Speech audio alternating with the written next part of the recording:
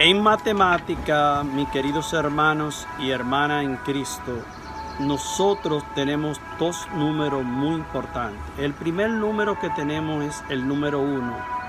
Y con el número 1 nosotros podemos simbolizar nuestras realidades físicas. Y con el número 2 nosotros podemos simbolizar nuestras realidades espirituales. Ahora bien, solo vamos a usar el número 2, porque con el número 2 podemos simbolizar muchas cosas más en línea que cuando usamos el número 1. Y lo vamos a poner en ejemplo. Por ejemplo, con el número 2 podemos simbolizar el bien y el mal. Podemos simbolizar a Dios y a los ángeles caídos. Podemos simbolizar el cielo y el infierno. Podemos simbolizar lo que es el pecado y la gracia. También podemos simbolizar el principio y el final, especialmente a los que se relaciona a nosotros.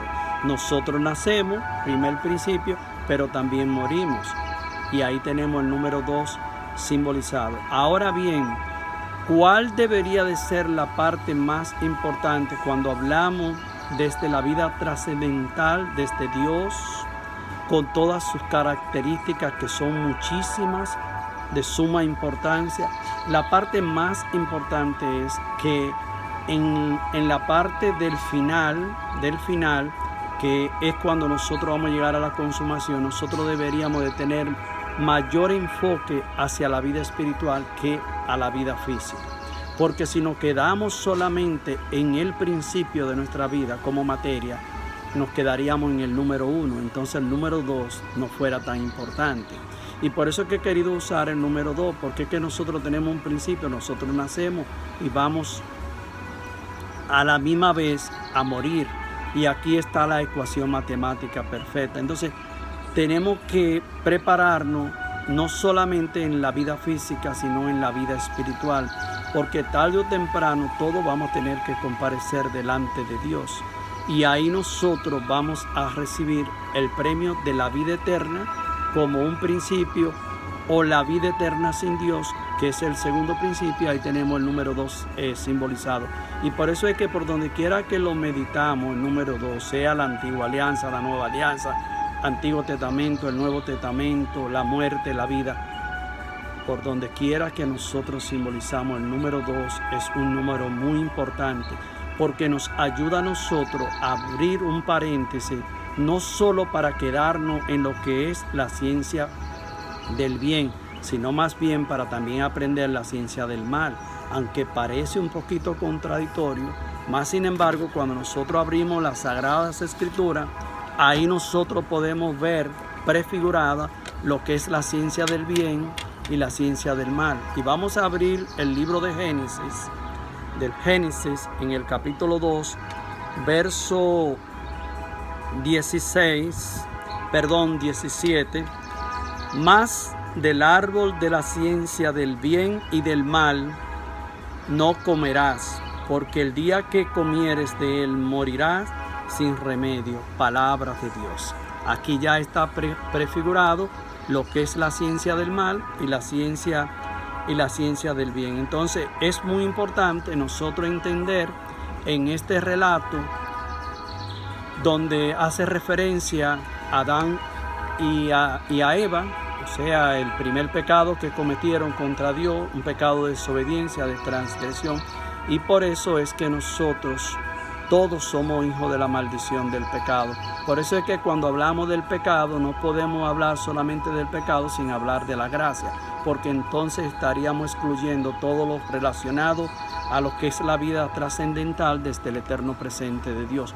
Porque es que nosotros no somos simplemente materia.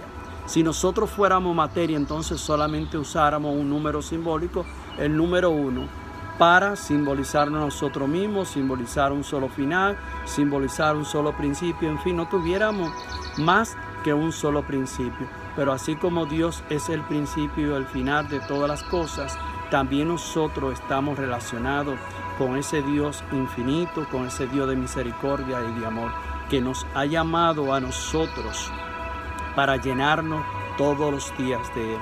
Cuando nosotros miramos en el Éxodo, capítulo 31, verso 3, ahí nosotros podemos leer que ya Dios nos capacitó. Antes de nosotros llegar a este mundo, ya nosotros fuimos llenos del Santo Espíritu de Dios, con la sabiduría, con el don de ciencia, con el don de inteligencia. Lo podemos leer como tarea y lo vamos a ver. O sea, antes de la fundación del mundo, Dios nos creó para ser santo y perfecto.